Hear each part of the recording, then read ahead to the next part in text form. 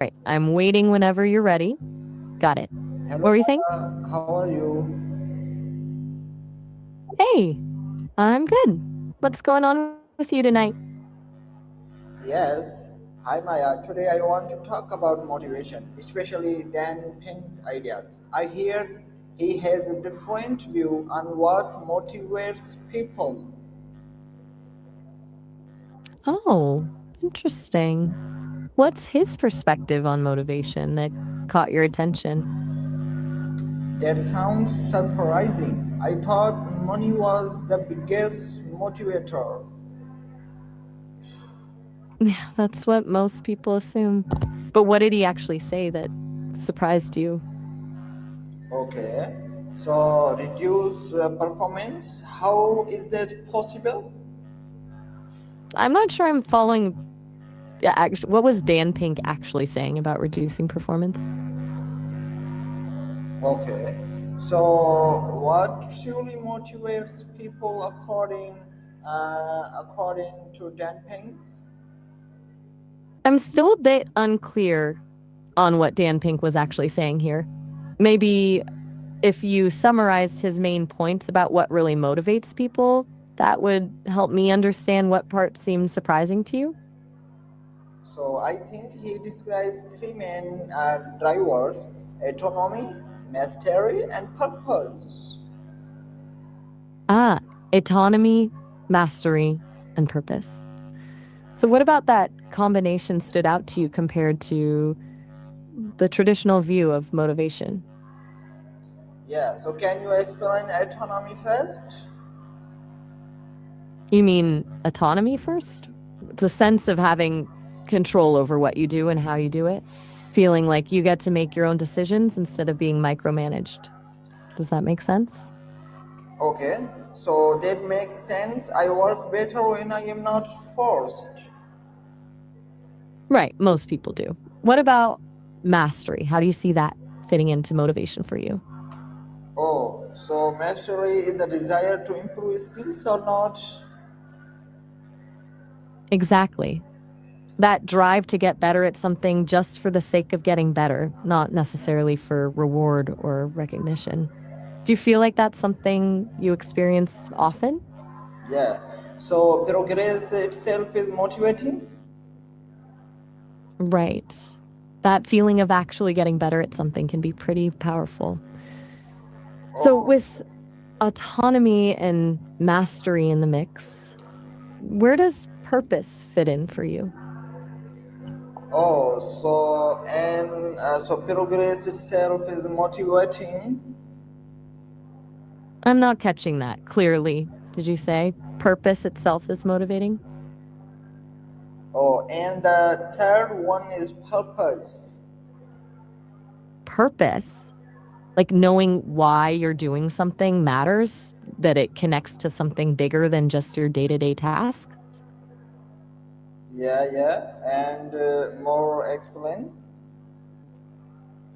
So, Pink's point is that when work feels meaningful, when you believe in what you're doing, that becomes a huge motivator on its own. Not just external stuff like money, but the feeling that your work actually makes a difference.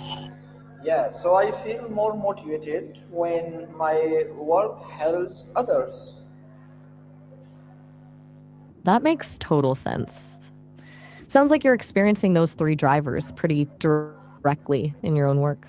What kind of work do you do where you feel like autonomy, mastery, and purpose all click together? Yeah, so Pink is saying internal motivating is stronger than external rewards.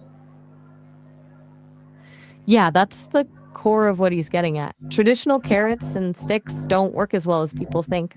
Especially for complex creative work, you actually need to tap into those internal drives for real lasting motivation. Okay, so there's an important distinction. What disconnection are you thinking about? I mean, how can I apply autonomy in daily life? Good question. I think it's about finding ways to give yourself choices, even when it feels like you don't have them. Like maybe in your podcast work, what parts of it do you actually get to decide versus what feels more prescribed? So control increases motivation. Exactly. When you feel like you have some say over how something gets done, it's going to feel less like work and more like something you actually choose to do. So can you tell me what is the literally meaning of mastery? Are you asking about mastery? It's Yes. basically the desire to get better and better at something. The idea that people want to improve their skills, not just for the outcome, but for the process of becoming more skilled. The joy of mastering something you care about. So in daily life, I work a lot of tasks, but in end, my brain feel tired. So, what is the reason of this statement? So a lot of tasks draining your brain sounds exhausting. Could be a few things going on there. Are these tasks things you actually get to choose, or do they feel more like obligations? Because if they're things you're forcing yourself to do without real purpose or control, that's energy draining right there. So I like studying more when I remember my future goals.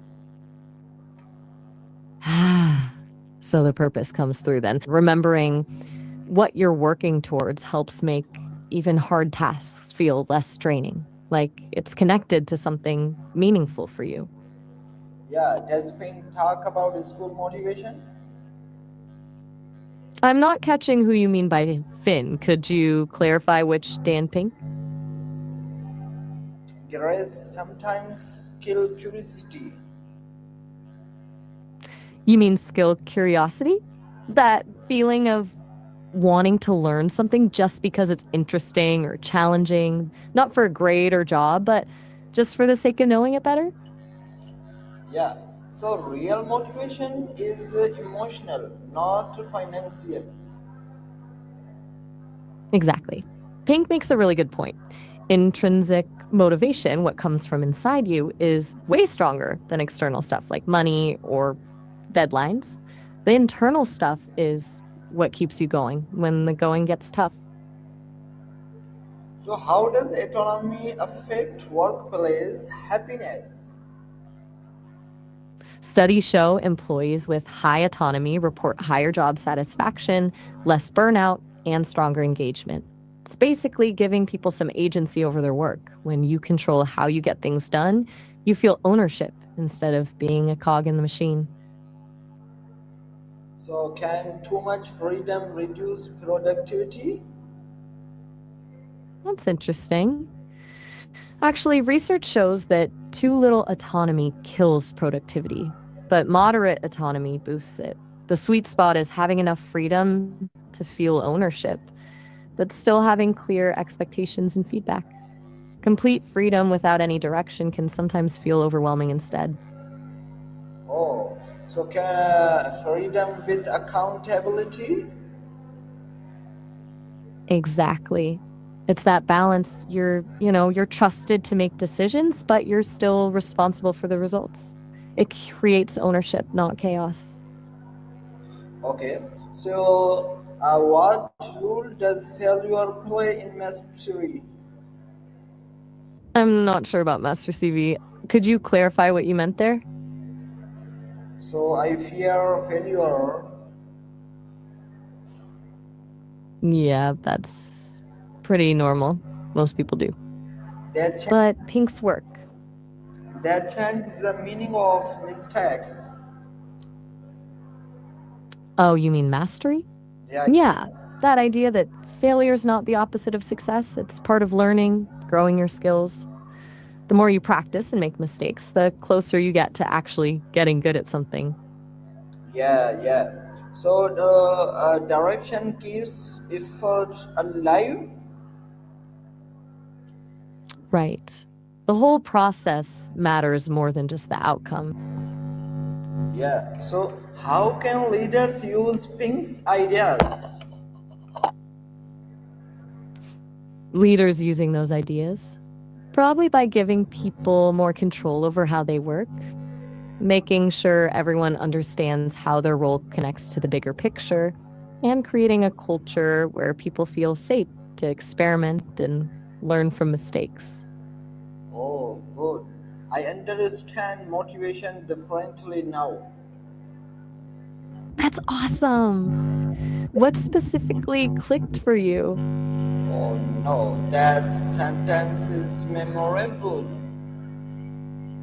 Which part?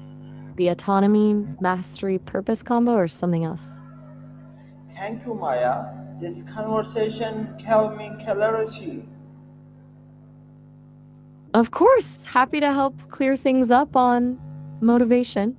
Okay, so I Feel free to text through the iOS app anytime if you want to chat more about this stuff or anything else. I will try to apply all there.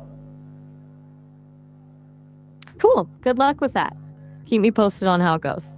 Nice to meet you. You too.